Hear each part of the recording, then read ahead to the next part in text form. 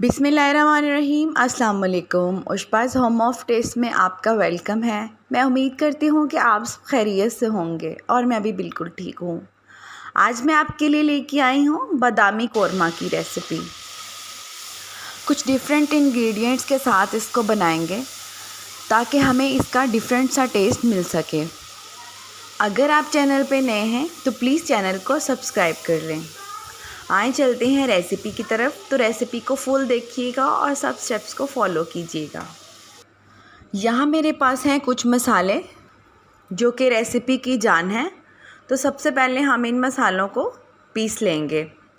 इसमें शामिल हैं 10 से 12 अदद काली मिर्च, हाफ़ टी स्पून तिल लिए हैं मैंने, 1 टीस्पून काला ज़ीरा, 2 से 3 अदद दालचीनी के टुकड़े, 1 बड़ी इलायची, 3 अदद लौंग, 3 अदद छोटी इलायची और 1 टीस्पून मैंने खसखस ली है और इसको मैंने धो लिया है। आपने खसखस कभी धोए बग़ैर यूज़ नहीं करनी क्योंकि इसमें थोड़ी सी रेत शामिल होती है, तो इसलिए हम इसको पानी से एक दफ़ा निकाल लेंगे।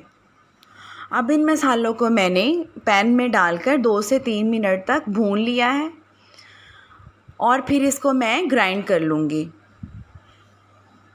यहाँ मैंने लिया है हाफ़ केजी बीफ। आप चिकन या मटन भी यूज़ कर सकते हैं। इसमें मैंने डाल दिया है 1 कप दही। इसको मैं सबसे पहले मैरिनेट करूँगी।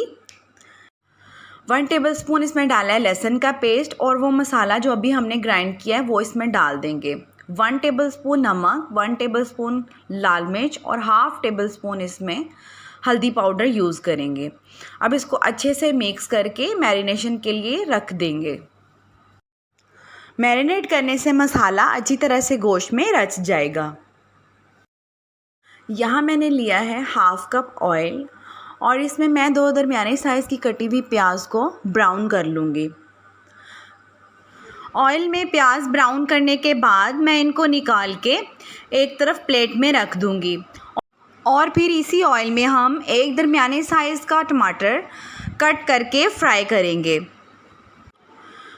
टमाटर को अच्छी तरह फ्राई करने के बाद ये सॉफ़्ट हो जाएगा और ये चम्मच की मदद से आसानी से मैश भी हो जाएगा। फिर हम इसमें ऐड करेंगे 1 टेबलस्पून अदरक का पेस्ट और इसमें मैंने 2 अदद हरी मिर्चें भी डाल ली हैं। अब हम इसमें 2 खाने के चम्मच दही का छींटा लगाएंगे और अदरक और टमाटर को अच्छी तरह से इसमें भून लेंगे।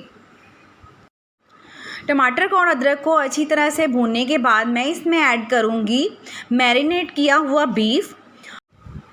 अब जिस बर्तन में हमने गोश्त को मैरिनेट किया था उसमें भी थोड़ा सा पानी डालकर सालन में शामिल कर दें ताकि कोई मसाला ज़ाया ना हो। अब इसको अच्छी तरह से हिलाएंगे और हल्की आंच पर थोड़ी देर रखेंगे ताकि दही अपना पानी छोड़ दे। दही ने अपना पानी छोड़ दिया है। अब हम इसमें ऐड करेंगे ब्राउन की हुई प्याज जो हमने फ्राई करके अलग रखी हुई थी, वो शामिल करें और इसको अच्छी तरह हिला दें। अब हम इसमें 2 कप पानी के ऐड करेंगे। अब आप इसको प्रेशर लगाना चाहते हैं तो 15 से 20 मिनट का प्रेशर लगा लें या फिर आप इसको वैसे गोश्त गलने तक पका लें। हमारा गोश्त तकरीबन गल चुका है और पानी भी ख़त्म होने के करीब है। अब थोड़ी थोड़ी देर बाद चम्मच हिलाकर हम इसका पानी अच्छी तरह से सुखा लेंगे जब तक इसका ऑयल अलग नहीं हो जाता। जब कोरमे का पानी ख़त्म हो जाए और घी छोड़ने लगे तब हम इसमें ऐड करेंगे 12 से 15 अदद पहले से भिगोए हुए बादाम जो कि मैंने छील कर रखे हुए थे, वो अब हम इसमें ऐड कर देंगे। मैंने बादाम लंबाई रुख कट कर लिए हैं। अगर आप फुल बादाम ऐड करना चाहते हैं तो फुल भी कर सकते हैं। अब आपने कोरमे को अच्छी तरह से भून लेना है और भुनाई में आपने बिल्कुल भी कंजूसी नहीं करनी और अच्छी तरह भुनाई करने से कोरमे का टेस्ट बहुत बढ़ जाएगा। अब हम इसके ऊपर गार्निशिंग करेंगे धनिए से। आप अगर इसमें थोड़ा सा पानी ऐड करना चाहते हैं तो भी कर सकते हैं, नहीं तो आप इसी तरह से इसको सर्व कर सकते हैं। हमारा बादामी कोरमा रेडी है। इसको रोटी या नान के साथ सर्व करेंगे और इसका टेस्ट यकीनन बहुत मज़े का होगा।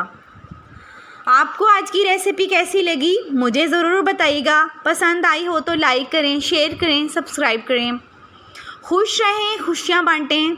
मुझे दें इजाज़त। अल्लाह हाफिज़।